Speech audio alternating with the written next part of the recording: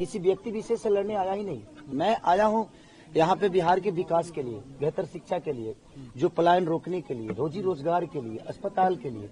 तो बिहार में मुझे लगता है कि सरकार जब तक नहीं बदलेगी तब तक आप बेहतर विकास नहीं सोच सकते हैं। तो पहले आप अपने आप को बदलो और सरकार बदलो, तभी जाके बेहतर आप विकास सोच सकते हो।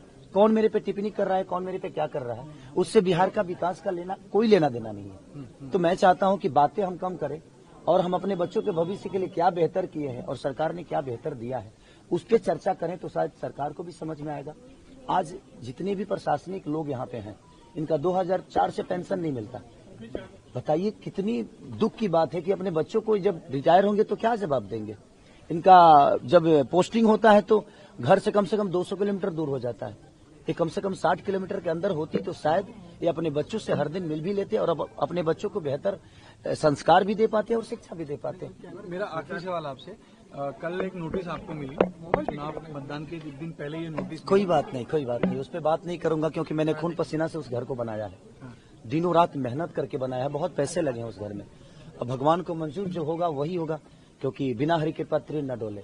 उनके बिना कृपा के एक पत्ता तक नहीं हिलता है। तो खेसारी लाल यादव तो एक मामूली सा छोटा सा इंसान है और इस स्कूल में पढ़ा हूँ, मुझे खुशी हो रही है। आज इस स्कूल में मैं 8वीं तक पढ़ा हूँ।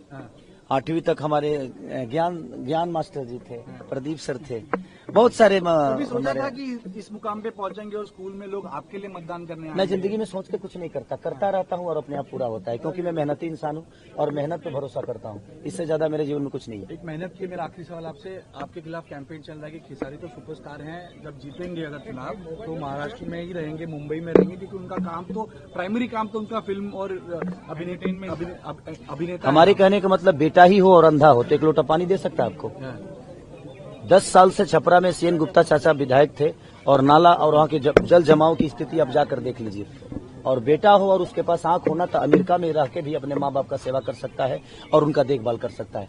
रहना विषय नहीं है सर, रोज दिखना। क्या खेसारी अगर रोज रहे और काम ही न करे तो क्या फर्क पड़ता है? हमारा काम बोलता है और हम काम करके दुनिया को बताएंगे कि हम क्या हैं। हम ये नहीं कि हम रह के ऐसे बताइए। यहाँ पे तो बहुत सारे लोग हैं माँ बाप के साथ नहीं रखते हैं, वृद्धाश्रम भेज देते हैं। तो उस बेटे का क्या मतलब है?